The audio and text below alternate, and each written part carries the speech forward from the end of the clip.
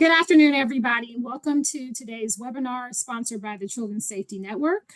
Today's webinar will be focused on multi-tiered approaches to preventing bullying and suicide, promoting digital wellness, and supporting schools. Next slide, please. The Children's Safety Network is supported by HRSA of the U.S. Department of Health and Human Services under Child and Adolescent Injury Violence Prevention Resource Center's Cooperative Agreement for $5 million with 0% finance with non-governmental sources. The information or content and conclusions of the author should not be construed as the official position or policy, nor should any endorsements be inferred by HRSA, HHS, or the U.S. government. I'll hand it over to Caitlin to give us some technical announcements. Hi, everyone. Welcome. I have a few technical tips for you today. First, the quality of your audio depends on the speed of your internet connection. So if the audio is choppy, please find a more stable internet connection or listen over the phone by dialing one of the phone numbers found in the Zoom invitation. All participants are muted, but you can submit questions throughout the event using the Q&A button at the bottom of your screen, and we will address those questions in the discussion portion of our webinar later on. For captions, please click the caption button at the bottom of your screen. Sometimes that's what is within the More icon, which is 3 dots at the bottom of your screen. And we will be sharing our resources, recording, and slides within the next 2 weeks posted to our website for you to all access as well. Back to you, Alexis. Thank you. Well, hello, everybody again. My name is Alexis Kegler, and I'm happy to serve as today's moderator. I'm the partnerships lead at the Centers for Disease Control and Prevention's Division of Violence Prevention. I'm also a member of the Children's Safety Now Alliance. So we're at the end of Suicide Prevention Month, and I know this is a time when many of us do increase awareness around suicide prevention and sharing effective approaches to suicide prevention. So we hope that you learn some things today that will help in that work. Recently, CDC came out with some new data on suicide rates. That data showed that between 2018 to 2023, suicide rates were stable. It also showed that there were some increases in some groups, but there were some decreases. That data showed that there was a 7% decrease among young people 10 to 24 years old. So that's some promising results that we are moving in the right direction regarding some people. And we hope today that you learn some tips that will really help in your suicide prevention work and your bullying prevention work. I am now going to introduce our panelists today. We have several really distinguished panelists today that we hope you learn some valuable information. So Shai Fuxman will be joining us today. Shai Fuxman will be joining us today. He's a behavioral health expert and senior research scientist. He has extensive experience in adolescent health and development on multi-tiered systems of support and substance misuse prevention. Through his leadership of EDC's Massachusetts Multi-Tiered System of Support Academy, Fuxman guides schools and districts in building and sustaining strong systems to improve students' learning outcomes, health, and mental health. Richard Fournier leads EDC's direct service work with states, districts, and schools to improve students' education and health outcomes. He specializes in advancing policy and leadership that promotes citizenship, character, academic success, and well-being. Richard is a subject matter expert for EDC's Massachusetts Multi-Tiered System of Support Academy, an advisor to EDC's school suicide prevention work with North Central Health Services in Indiana, and an education and well-being consultant for the School District of Philadelphia. He's also a licensed superintendent, former teacher, and researcher. Shauna Height-Jones is a senior prevention specialist with the Suicide Prevention Resource Center. She provides support and develops resources on a public health approach to suicide prevention. And our last presenter, Sherry Kestner-Schneider, is an expert in adolescent health and school health. She leads initiatives focused on survey research, program evaluation, intervention design, and training and technical assistance. Her content expertise in adolescent health and risk behaviors includes bullying, cyberbullying, social media use, substance misuse, and mental health. She leads EDC's Metro West Adolescent Health Survey and provides technical assistance to school districts in using student survey data to inform educational efforts, prevention programming, and policymaking. So we will now hear from all of our presenters today. And just as a reminder, you can type in questions in the Q&A section and we will answer that at the end of the presentation. So now I'm going to hand it over to our first presenter, Shai. Hi, everyone, and good afternoon. So I'm going to be providing a brief introduction to today's topic, which is how to take a multi-tiered systems approach to mental health, which we will then apply to suicide prevention and bullying prevention, as well as digital well-being. So just to go on to the next slide. So why take a systems approach? I love using this metaphor of when you go to a store, a furniture store like IKEA, where you go, for example, you see a dresser that you love, you pick the box, you come home with the box, you open the box, and what do you see? The image on the left. It's a bunch of pieces, the wood panels and the screws and the washers. You don't have a dresser. What you have is a bunch of different pieces. The process of creating a system, when you put everything together to create a dresser, that's the critical process to actually create one cohesive system that is what you actually want. So that's kind of the same idea with MTSS, multi-tier system of support, and specifically for mental health. One of the challenges that school districts face is that a lot of the mental health supports are siloed, are individual, one-time, or very specific types of support that are not well coordinated. So MTSS helps us put them all together to one cohesive mental health system, much like you would with a dresser. Next slide. So this is what it looks like when you open a box of mental health supports in the district. Instead of seeing wooden panels and screws and washers, you see a lot of different programs. If we were in person, when I put this slide, one of the questions I always ask people who work in school districts is how many of these programs or initiatives do you have in your district? And oftentimes most people in the audience will raise their hand for multiple of these initiatives. And then I ask, the next question is how many people feel like this is exactly what those services look like, which is this messy interconnection, interrelated series of services that are not always well coordinated. Oftentimes people nod and say, yeah, that's exactly what it looks like. So next slide. So what MTSS allows us to do is to take this big mess of a bunch of different mental health services and supports and organize them in a way that focuses on the whole child, that focuses on the relationship between every child, their peers, and their educators in a way that supports promoting positive mental health and when needed, to identify and address mental health challenges. And that's what MTSS is about. And that's why it's important to think about MTSS as a way to organize initiatives. One of the things we oftentimes hear from school districts when we first come in and start talking about MTSS is we don't need one more initiative. MTSS is not a new initiative. It's just a way to organize services. So how do you do that? Next slide. This is what MTSS looks like. And just a very quick background about MTSS. The concept of MTSS is really borrowed from 3 different fields. Many of you might be familiar with it depending on what field you come from. So in education, we have the concept of response to intervention, which is also that kind of 3-tiered pyramid, which was focused specifically on academics. Specifically, it was about how do we help students make sure that everyone gets high quality education, academic education through tier 1, but also how do we support those kids who are falling behind in math or literacy.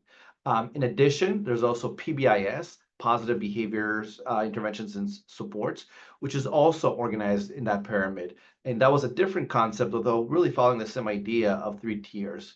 And those of you who might be from the public health field, you're probably familiar with the Institute of Medicine, IOM's continuum of care, which looks at promotion, prevention, treatment, and recovery. And within prevention, you have universal prevention, you have indicated and selective prevention. The idea that everyone needs universal prevention, but some people, depending on their risk factors, might need additional supports. Same idea here with MTSS, which kind of grabs these principles across all 3 of those frameworks and organizes them in a way that, again, addresses the whole child, both from an academic and non-academic supports in schools. Obviously, today we're focusing on mental health, so we're going to be talking about how MTSS is focused on supporting students' mental health. So this is the diagram. There's a lot here. What I'm going to do over the next couple of slides is take you through each one of these elements step by step. So next slide. And so why do we need that? Just before we go into the individual elements. So this is a visual that I like to show to kind of explain why do we need to have an MTSS approach to mental health. So if you look to your left, the first block, that blue block, mental and behavioral health promotion, that's the universal effort that schools are increasingly interested in helping students develop those social and emotional skills and competencies that can increase resiliency, that can help them make healthy decisions. All students need that. However, at the same time, some students, depending on what happens on the right side of their life, meaning right side of this diagram, might need additional supports. So students who might have biological predisposition, to mental health diagnoses like mental health, like depression or anxiety, or children who experience trauma, and or students who experience acute or chronic stress for various reasons, or any kinds of other risk factors. That could be individual, based on the family, peers, community, etc. Based on that level of risk factor, they might need additional supports beyond the blue box, beyond the universal supports. And that's where we have those additional tiers that are added as needed for each individual student. So now we're going to go into each element individually. Next slide. So tier one, again, that's universal. It's what we want to make sure every single student who walks into your school receives. That could include explicit mental health instruction. So there's a big movement in K-12 education in the United States to move into more mental health literacy, especially into health education classes. How do we help students understand how to manage stress, how to self-regulate, how to identify and manage emotions? This includes social emotional skills, but also includes better understanding our mental health. Just like we teach children to wash their hands, get proper sleep, eat nutritional meals, because that's important for physical health, we want to make sure we're educating students about mental health as well. It could also include school-wide and classroom-based practices.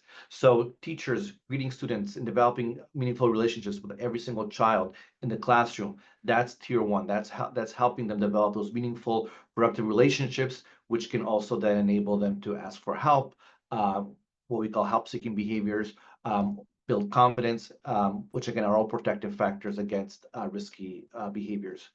It could also be school-wide initiatives, such as promoting positive behavior expectations. Integration of well-being skills into academic instruction. So how do we talk to students about understanding how to identify and manage emotions through their ELA, through the language arts books, for example, or how do they learn collaboration skills through science and math projects. And lastly, universal screeners. Having a way to screen all students for mental health needs. Obviously, only certain students will be screened in, and that's where you get into the additional tiers, but we want all students to have that initial screening to make sure that we are identifying those kids who need additional supports. So that's all that tier one. Next slide. In addition to tier one, we want to make sure that we're providing some target supports, and you'll see obviously there's tier three as well. Tier two is characterized by supports for students with low to moderate level of need. So for example, that could mean students who are struggling with social skills. So offering something like Lunch Bunch, which is a lunchtime-based program where a professional counselor might lead a group session for students who are struggling with social skills, just to make sure that they're building those additional social skills. Or students who are not really good at managing stress, who are not very good at regulating behaviors. They might just need additional supports of building those additional skills beyond what is offered in tier one. This could happen in the classroom. A teacher might support, or an aide might support some students in the classroom itself. You might have a calming corner, for example, in elementary school to help students self-regulate. Those are kind of tier two classroom-based supports, or you can have them as outside classroom time, like the Lunch Bunch that I described. Next slide. And then lastly, we have tier three, and these are for students with high needs around mental and behavioral health, including those who might have a mental health diagnoses, for example, being diagnosed with depression or anxiety. This can include mental health counseling, both inside schools. So if a mental health counselor in school provides direct services to students, it could also be a school referring students to outside mental health supports as well, behavioral supports as well. It can also include systems of wraparound supports for the family as well. If there's a acute issue, for example, with trauma in the family, and you really need to support not only the child but the family as well. So that's that really intense supports for children with really high needs at tier 3. Next. Now, MTSS is much more than just about the 3 tiers and all the different supports that are organized around those 3 tiers. Those 3 tiers are buckets of supports. But an important part of MTSS is making sure that there's a way to identify students who are struggling, match them with the right supports, and then monitor progress. So you're constantly making sure that they're getting enough supports, increasing supports if they need more, decreasing supports if they're actually doing well and might need less supports as possible. I think of this circle, which is kind of the middle of MTSS, as being the engine of MTSS. If you think of MTSS being a car, or to use another analogy, the heart of the human body that really makes sure kids are getting what they need. Next slide. And this is a different way of thinking about the same idea of identifying, matching and monitoring students. Usually that starts with a referral process. That could be a teacher making a referral, could be a parent saying my child is struggling. I want someone to check see what's going on. In upper grades, it can even be self-referral, a way for students to say, I'm really struggling, I need some help. Once that referral initially comes in, and obviously as a district and as a school, you want to make sure there's a process, a very organized process for referrals to come in, whether it's a form or the QR code or something that allows these referrals to be concentrated. That is followed by additional data, so understanding what is going on. It could be a counselor interviewing the child or screening the child based on the data that comes in, developing a plan for how we're going to support this child. Do they need tier 2 supports? Do they need tier 2 and or tier 3 supports? It's important at that point to also communicate with parents and teachers to the extent that is possible based on the unique situations, so that everyone is aware of what is the plan for that particular child. And then, as I mentioned before, you want to monitor progress, reassess, and adjust the plan as needed. And that's an important part of the whole MTSS system. Next slide. There's just also a few what we call drivers of effectiveness, just from looking at research at what kinds of MTSS, what are the elements that make MTSS mostly effective. We identified 3. One is really important to have clear vision and commitment from leadership. That's at the district level, the superintendent and the administration of the district, and also the school level, the principal and administration of the school, to make sure that there's a commitment to supporting mental health and behavioral health that is made clear by the leadership, to articulate the MTSS vision clearly, and also to create the resources, to invest in resources and create the structures and space for MTSS to really work. Again, MTSS being a system approach that everyone needs to be involved, and therefore it's important to have that clear vision at the leadership level. Second, effective implementation. Obviously, this is one of those things that anyone involved in education or public health, for that matter, knows that when you select evidence-based programs or interventions, they need to be implemented effectively. It's important that there's implementation fidelity, that there's monitoring of implementation of anything that you do across all 3 tiers. So at tier 1, we have a program, a curriculum. How do we make sure that we're implementing it? And social emotional learning program, for example, how do we make sure we're implementing it correctly or effective with fidelity? But also, if we're indicating that a child needs to see a counselor twice a week, how do we make sure those sessions are happening? So across the entire, all 3 tiers, you need effective implementation, and that those programs and interventions are aligned with priorities and vision and fit with local context. And lastly, staff competency. Not all staff in the building all need the same skills for MTSS, because as a system, each person plays a different role. What the general ed classroom teacher needs to do to make sure MTSS is working is different from what the mental health counselor needs to do, but they all have a role to play. Again, to use the analogy of the car, there's different parts to the car, but they all need to work together. And so it's important that everyone understands what is the MTSS approach, what is my role in the MTSS approach, why it's important to have the buy-in, why should I, as a math teacher or as the football coach or as a librarian, why do I need to understand and play, and what role do I play within an MTSS approach to mental and behavioral health? Next slide. And lastly, it's really important that we also think about how data fits into MTSS. If the circle I mentioned before is the engine of the car, data is the gasoline, the gas that goes through that engine and through the rest of the body, because we really want to make sure everything that we're doing is data informed. That's starting with, what do our students need, both collectively as a population, but also what do individual students need? So, for example, what are the tier 1 programs we need through a youth health survey or universal screening tools? Also, data around, are we implementing programs effectively? Are they being implemented, and are they working? And also understanding what's the impact, so that we're using data across every single decision in MTSS. Next slide.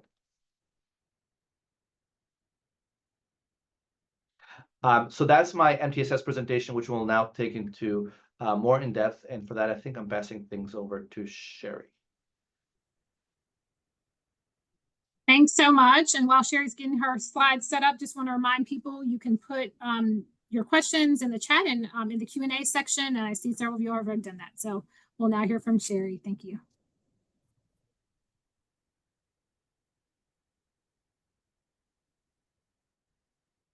Hello, everyone. I'm so happy to be able to talk to you today about digital wellness and how the multi-tiered systems of support framework that you just heard about can help support students with different needs when it comes to their digital media use and its consequences.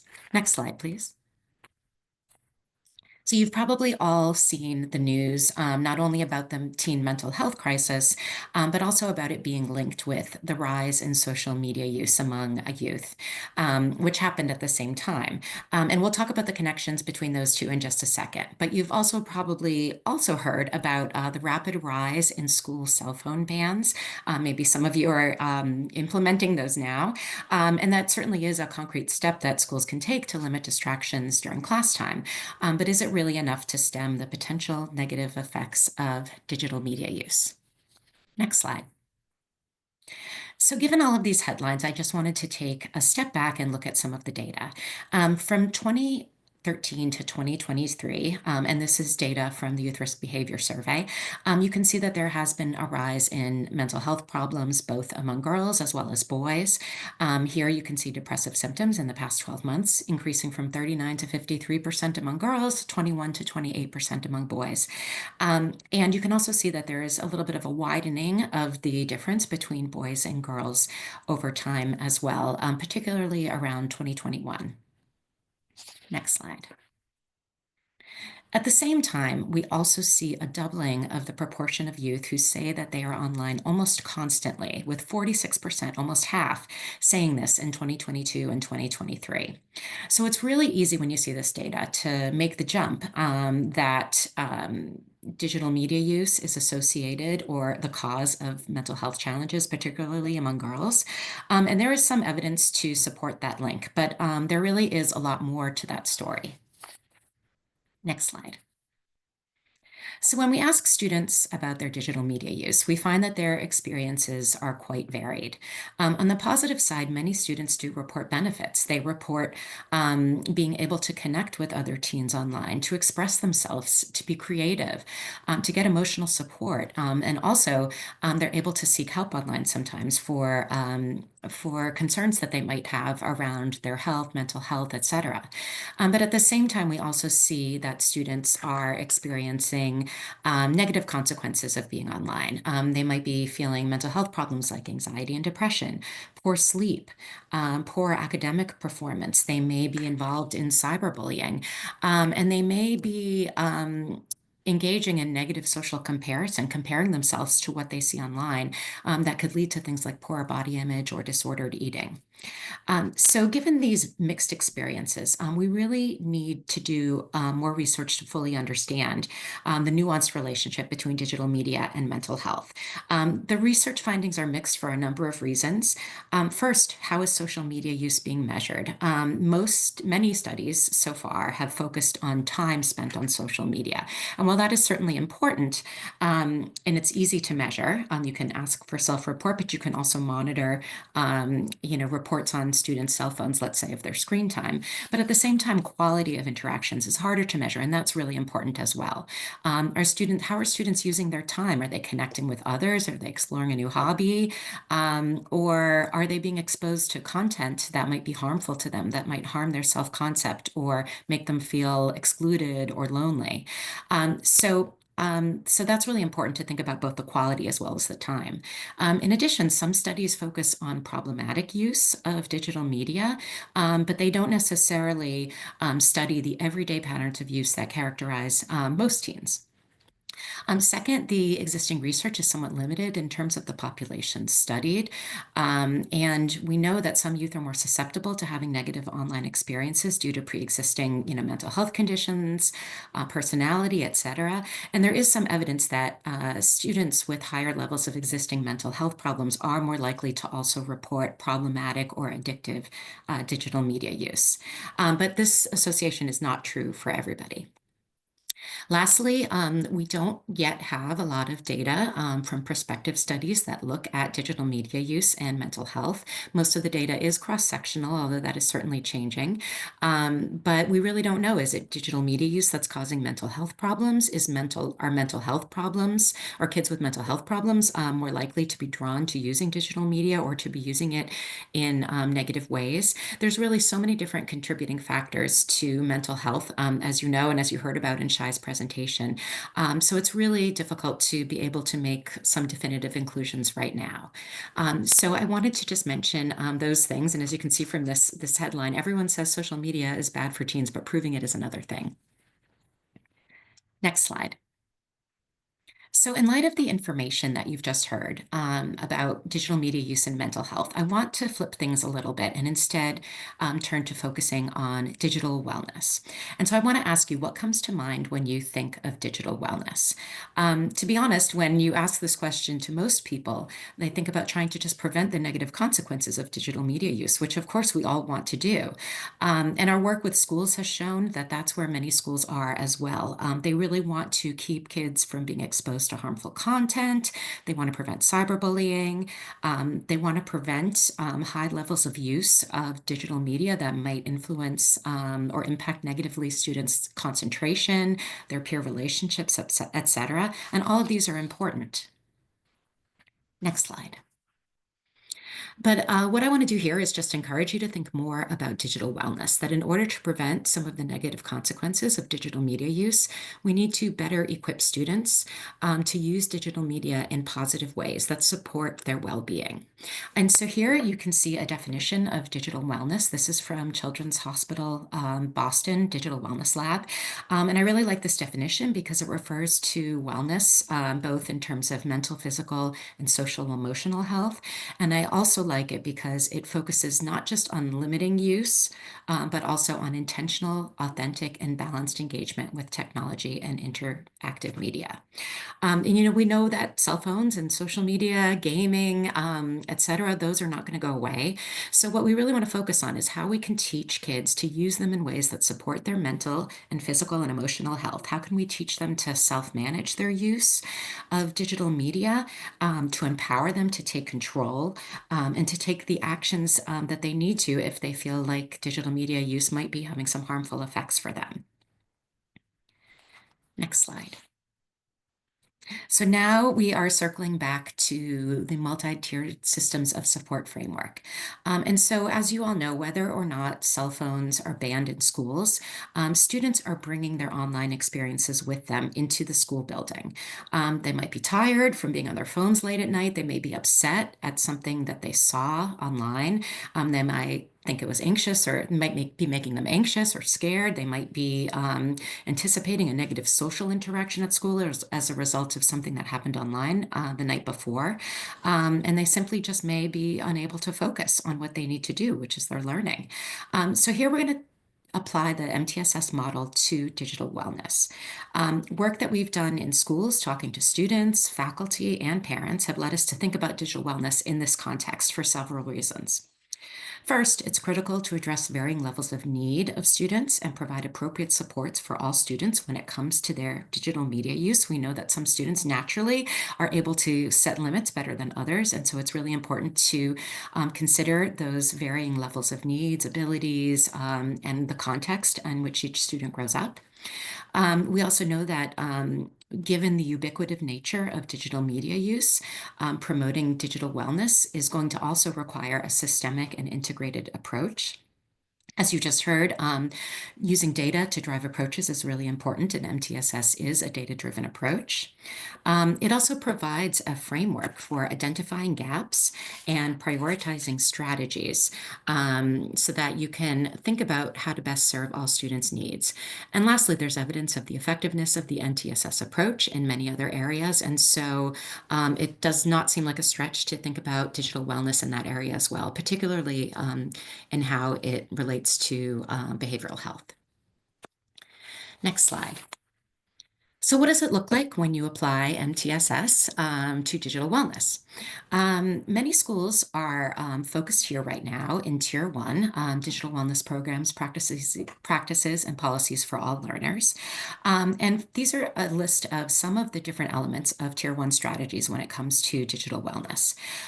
With regard to classroom educational efforts, we are thinking about developmentally appropriate K-12 education that's integrated, not just in health and technology classes, but that digital wellness is also something that can be integrated in other subjects as well. Next, school-wide educational efforts are also very important. Classroom education is actually a subset of that. And, this can include special events, digital wellness week, speakers, those types of things. And so those can be great as a supplement to what kids are learning in the classroom.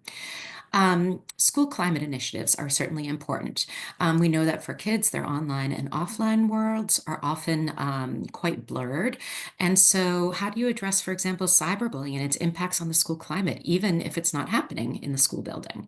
How do you show kindness and empathy in person? And what do kindness and empathy look like when you are looking at them online? And also, can your school find ways to provide more screen-free activities to encourage youth to engage with each other without their phones? The next is school policies. As we talked about with school cell phone policies, that can be one way to remove distractions, and that can be a very important element for a lot of schools. There has been, some promising information about school policies in terms of both supporting classroom learning as well as encouraging more social interactions at schools so that not everybody is on their phones during lunch or as they're passing in the hallways. Training is really important. What we've learned is many teachers feel ill-equipped to teach about digital wellness. They feel like they can't keep up with technology, and students are telling us that their teachers and other faculty really don't get how kids interact with each other online. And so it's really important to make sure that staff feel confident and have the training that they need to be able to address these issues. Both classroom teachers as well as counselors who are certainly going to encounter issues related to digital wellness as they're doing counseling. The role of parent engagement and parents and caregivers is really important. We know that schools are asking for help from parents. They want kids to show up to school well rested and ready to learn and not anxious from what they've seen online the night before. And parents are really exhausted from setting rules and fighting over cell phone limits. And so both schools and parents have expressed needs to really try to work better together, to be on the same page and to be able to reinforce efforts. So being able to engage parents in this issue is really important. And lastly, school community collaborations. What is the role of the community here? Well, there are so many other sectors that can play a role in digital wellness, and collaborating with the schools on that can be really important. We're talking about community health departments, after-school programs, pediatricians, mental health providers, faith-based communities, etc. There's a lot that schools and community organizations can do to work together. For example, a community organization might be able to help plan a community-wide, digital media event week, or they might be able to provide more opportunities outside of the school for kids to engage in activities without their phones, to be able to volunteer and contribute to their communities. Next slide.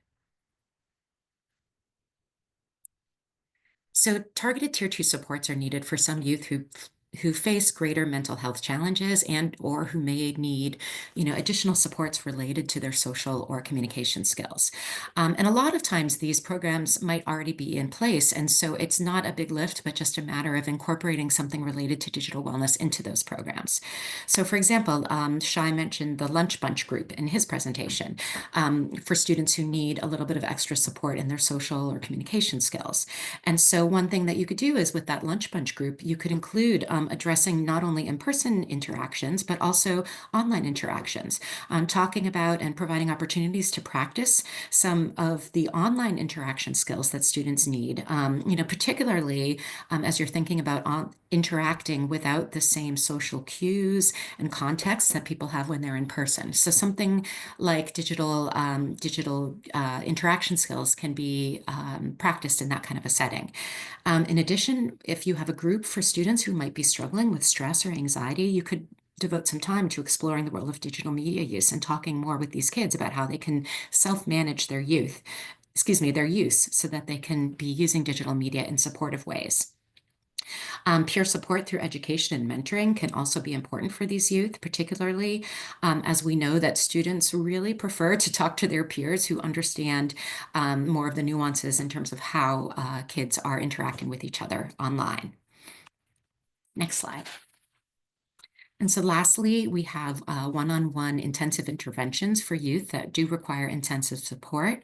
So these may be youth that exhibit problematic or addictive digital media use, those who might be involved in cyberbullying, either those who are bullied or those who are bullying others, and sometimes students do play dual roles, and also those who may have mental health problems that might be exacerbated by what they see or who they interact with online.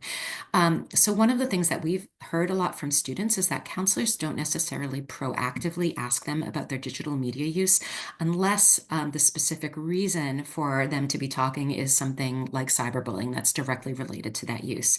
But oftentimes when students come with mental health challenges, they don't necessarily explore the role of digital media use. And so that is something that that counselors can be encouraged to do more of, can be trained a little bit more in terms of how to integrate that. And of course, critical to providing one-on-one support if there is referral to community resources for more intensive supports, especially if it's something beyond the scope of the school counseling staff or it requires a specific time of kind of intervention, such as with problematic interactive media use. Next slide. So how do you get started in thinking about digital wellness in a more systemic, multi-tiered approach? So the first thing that I often suggest is to establish a digital wellness task force or to charge an existing group to take on the topic of digital wellness. That way you have a group that can listen to all voices, parents' voices, students' voices, teachers and faculty's voices, to get buy-in for the efforts.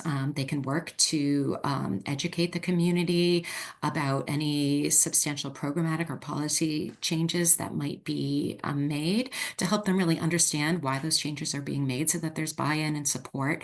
And everybody understands that the decisions were made with the input from multiple voices.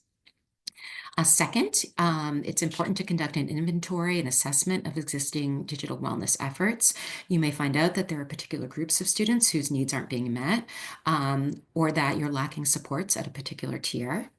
And lastly, think further about how you might start to think about students' levels of needs and ways that you may match them with the appropriate supports. So I'll just conclude here. These are just a few steps to get started. It might seem like a lot, but really, as I said before, you can take a lot of your existing programs and integrate digital wellness into those. And that's one way to get an early start in bolstering the supports that your school provides. And I think by taking these initial steps to embed digital wellness into MTSS, it can become a framework that equips schools to help students thrive both offline and online and support their learning as well as their health. So thank you all very much.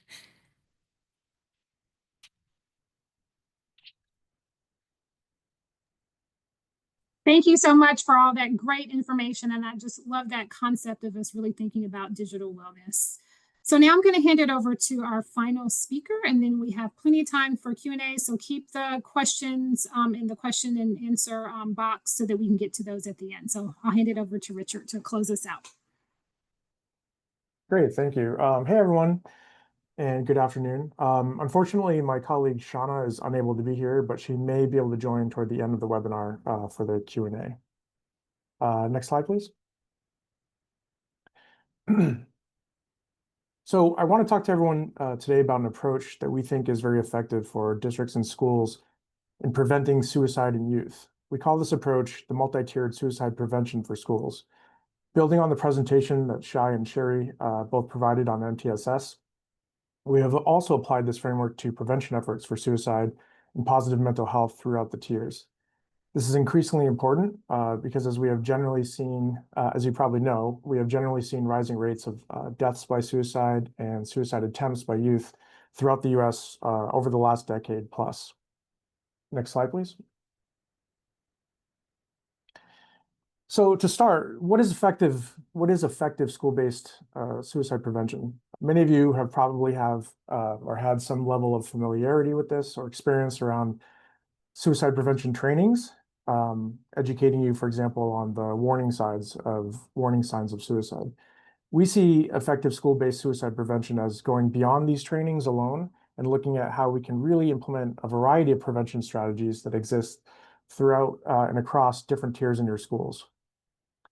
This approach supports schools in taking a system-wide approach in the prevention of student suicide. This means focusing on practice, policy, and staff development that provides consistent approaches and common language across the district. Next slide, please. So take a second to look through these 6 component areas.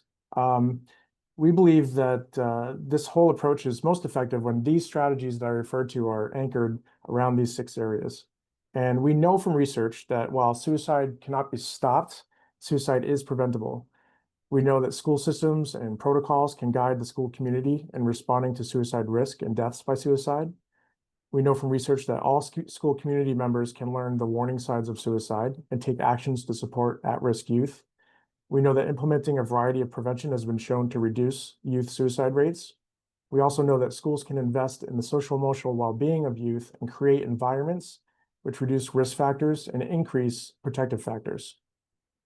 So in looking at this slide, effective prevention then entails implementing a broad system-wide approach, and that includes these areas: investing in the development of policies and protocols to support students at risk, right? This might be a district-wide suicide prevention policy that folks put together and probably approved by a board.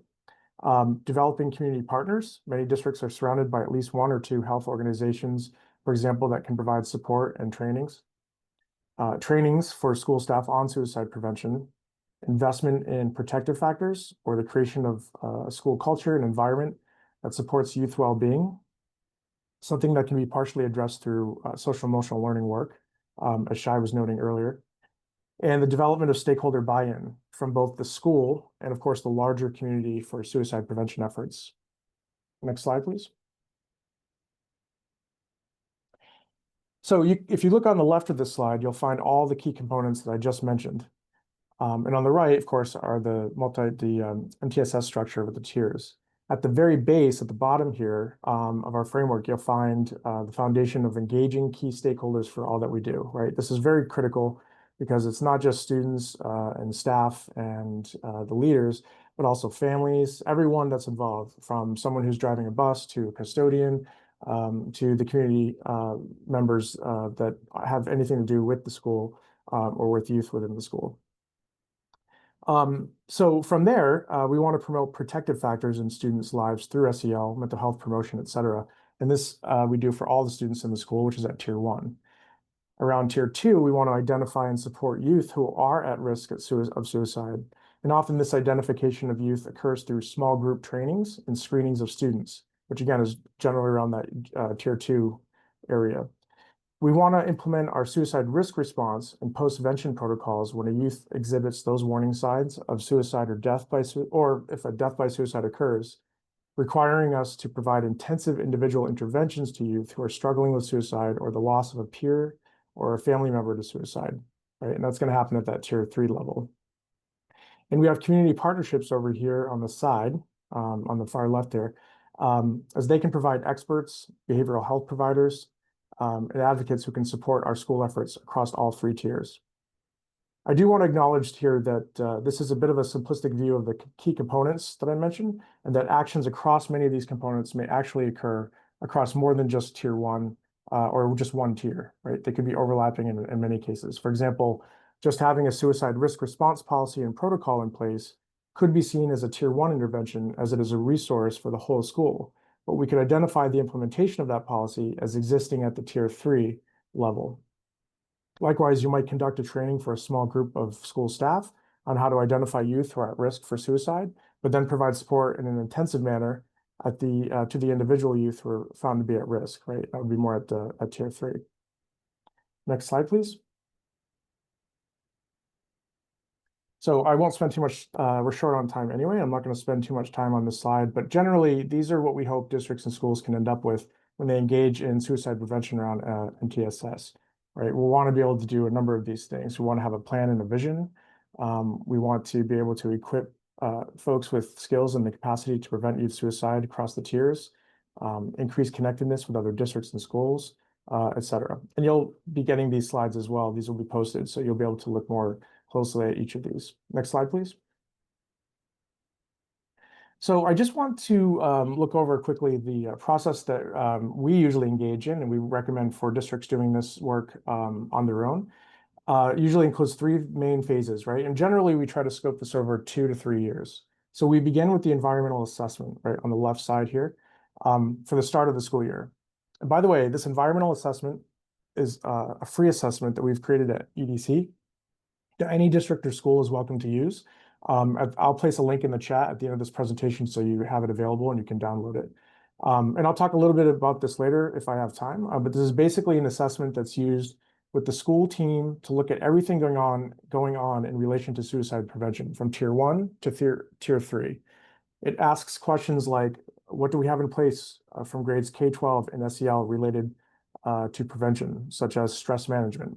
And do we have protocols for teachers in place when students are showing potential signs? And also, who knows about these protocols? Are they accessible? Are they up to date? You know, these types of things. That data that we gather from the assessment can then be used to inform an action plan. And by looking at that data, schools and districts can spotlight strengths, but also highlight areas for improvement to construct a multi-year plan for implementation. This plan might include, for example, developing new protocols, directions for making them known and accessible, trainings for staff, improvements on Tier 1 prevention programs, parent nights to create more awareness around mental health for students, et cetera. The idea for the second year, the second part of the process is to start to implement on this plan, right? And then think about how we can make it sustainable. But we all know that there's often high turnover in districts, whether it's the superintendent or central office folks, teachers, counselors, and other staff. So it's important that these policies and protocols and the other efforts that we create can last beyond personnel changes. So if you have, for example, annual events in place to provide staff with short trainings around the protocols and where they're accessible, you'd want that to occur every year so we can help alleviate gaps that sometimes happen with that staff turnover. Next slide, please. Okay. I won't spend too much time on this slide, but I just wanted to show at a again, more granular level, what we typically recommend for team structure on this. So the bubble to the circle to the far left is what I'm sort of focusing on for given our time right now. First, we recommend putting together a team or a task force that's very diverse in roles and responsibilities. So you don't only want clinicians or folks that have suicide prevention backgrounds. You want to include also central office leaders, building leaders, teachers, and sometimes even students or family members. Basically, you want to be able to have stakeholders on the team that do not have all that background. This is because in the data gathering and planning phases, we want all perspectives to be heard and valued, and it will add a lot of weight to the data that you're collecting. For districts working with us, but district teams could do this on their own as well. We hold a variety of events together, which make up a community of practice, either for a single district or with a set of schools or a cohort of districts, to basically go through each of those 6 components throughout the year. And in these events, schools and districts can spotlight, again, their successes, their challenges, lessons learned, etc. Next slide, please. So I just have a few minutes left, but I want to dive in just a little bit around the environmental assessment because I think you'll find this super useful. And again, I'll put the link in the chat towards the end. Next slide, please. Our goal with this assessment was to be a foundation for all the work that comes in that process that we looked at a few slides ago, right? So in your planning efforts, your sustainability planning, the actual implementation, the environmental assessment serves as a foundation. It'll help your school to uncover information on context, resources, and evidence-based practices that can inform your own assessment of what is needed. It can help your school team identify, again, the strengths and areas that you want to celebrate and build on, as well as areas for growth. Because we know that most schools and districts are already doing something related to suicide prevention and those mental health promotion efforts. So it's important to acknowledge what is already going on. And the idea is that this assessment is done by the team, not by one individual. We've worked with a lot of districts, for example, where one person, like a suicide prevention coordinator, literally, or maybe a lead counselor, felt that they had a lot of things in place. But then when they got the team together and everyone was looking at the assessment, they realized in the end that actually, no, maybe we did have some protocols in place, but no one knew about them and no one knew how to access them. And on top of that, maybe they're a little out of date. So it's really important to have all that variety of voices in there as well. And these aren't surveys. These are essentially, it's almost like an inventory check, but it gets pretty detailed. Next slide, please. So just real briefly, when you open the assessment, you'll see 5 stages of change to provide rankings, and that'll guide the majority of your assessment process, right? In the assessment tool, there's a scale that will ask you to mark what stage of change you are within each of the assessment items. And these stages of change that you can mark correspond directly with the stages of change theory, and you can see them here on this table. So this would go all the way from tier 1 to tier 3 and all the different prevention efforts that are in place. Next slide. Actually, I'll skip the next slide. Let's just give you a little quick image. When I send the link, keep an eye out for the assessment companion guide. It's a little lengthy, but you can scroll to any section you want. It'll help guide you through the tool if you're thinking of using it within your district there. And just if you could jump to the next 2 slides. Yeah, next one, please. Okay. Just to mention that we are currently working with MTSP in 19 districts in Indiana, 5 in Connecticut, 8 in Massachusetts that are kicking off this year, and 3 in South Carolina. So we're already starting to collect a lot of data that will help continue to inform and make iterations on the environmental assessment. So that assessment and other tools that we have are being informed by data we're collecting from working in all these different areas here, which we're very excited about. And then the next couple of slides, and then I'll wrap this up. I'm not going to go through these, but when you get the slides, when they're posted, you may want to check these out because the environmental assessment you can also use as a pre and post. So for your own district, if you decide to use it, obviously in the 2 or 3 years, you can take it again and then look at your progress that you've made. And these next 3 slides are just examples from 10 districts. So you can kind of see what it looked like. And then the last slide here is just some quotes from some districts that really enjoyed the work. And that's it. So I'll wrap it up there and just want to thank everyone very much. And please, again, just a reminder, please enter into the chat any questions that you have. Thank you. Thanks so much, Richard. We appreciate that extensive information. I think one thing that you saw through all of the presenters is how important to have a data-driven approach. So we don't have much time, but I'm going to try to get through all the questions that we have in our Q&A section. Shai, I'm going to start with you, and this is a two-part question. So I'll read the first part, and then I'll read the second part after you've answered that. Can you go back to when you were talking about the multi-tiered approach? One of the things that you talked about is screening. And so if you could kind of tell everybody, what does the initial screening look like? How is it administered? What age do you begin? Yeah, that's a great question. So there's actually quite a few mental health screening tools out there. In fact, one of the things I'll do in just a second is put a link to the National Center for School Mental Health. They have a library of assessments and screeners.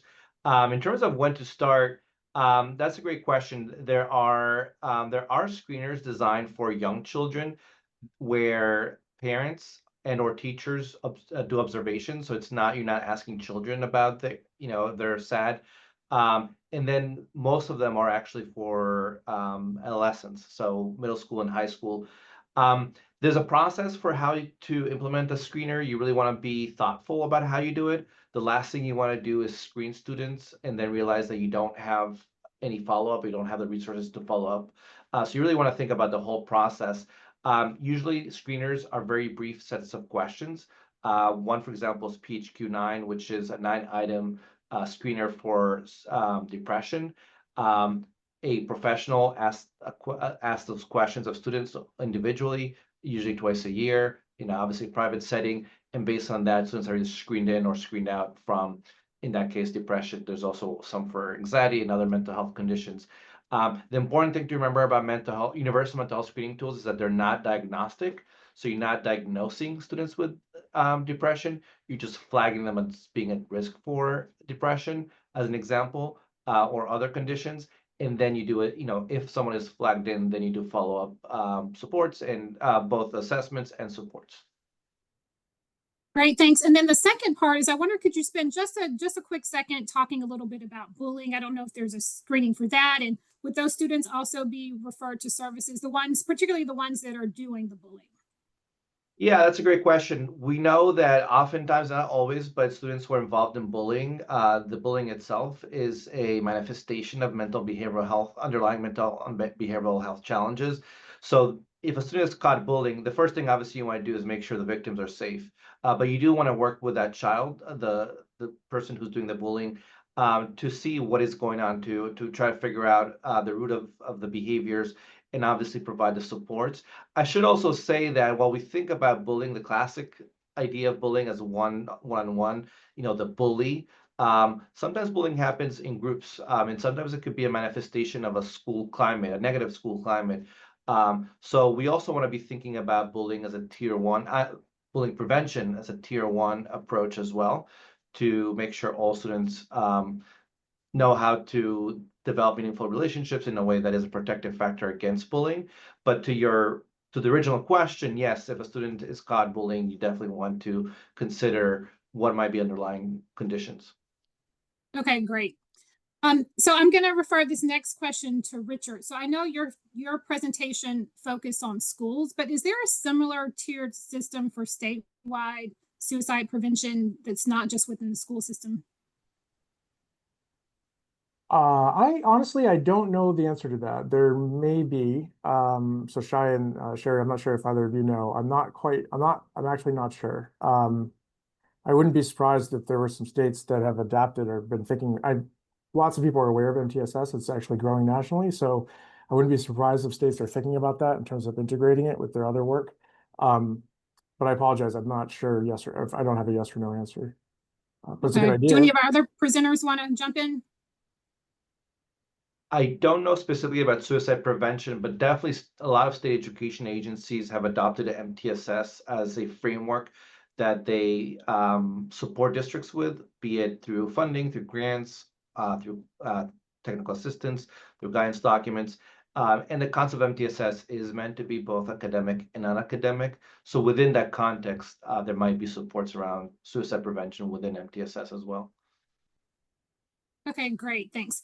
And then our final question I want to ask Sherry to address. So I know you talked about digital wellness, and I was wondering, can you talk about how do we instill empathy and kindness into students who are bullies to others? Both, I know you talked about there's not always like clear boundaries between the online and the offline space. So maybe you can share examples about instilling empathy, both that kids can do on the online space, but maybe the offline space as well.